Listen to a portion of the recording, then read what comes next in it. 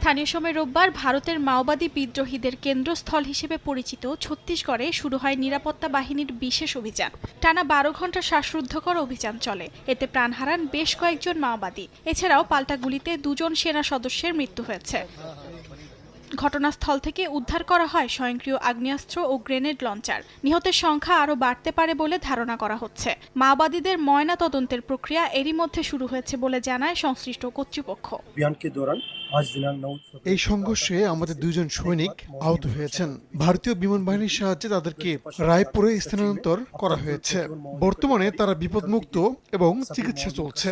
এই সংঘর্ষে district reserve গার্ডের একজন সৈনিক এবং স্পেশাল টাস্ক ফোর্সের একজন সৈনিক মারা গেছেন।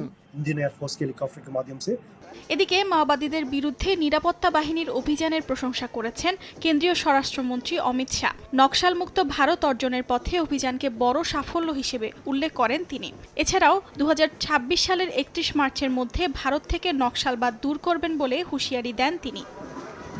সরকারি নথি অনুযায়ী জানা যায়, নিরাপত্তা বাহিনীর অভিযানে নিহতদের বেশিরভাগই ছত্তিশগড়ের। গেল 14 মাসে নিরাপত্তা বাহিনীর হাতে 278 জন মাওবাদীর মৃত্যু হয়েছে। বিদ্রোহীদের দাবি, প্রান্তিক আদিবাসী জনগোষ্ঠীর অধিকারের জন্য লড়াই করছেন তারা। অর্জিতা শেহজিন, সময় সংবাদ।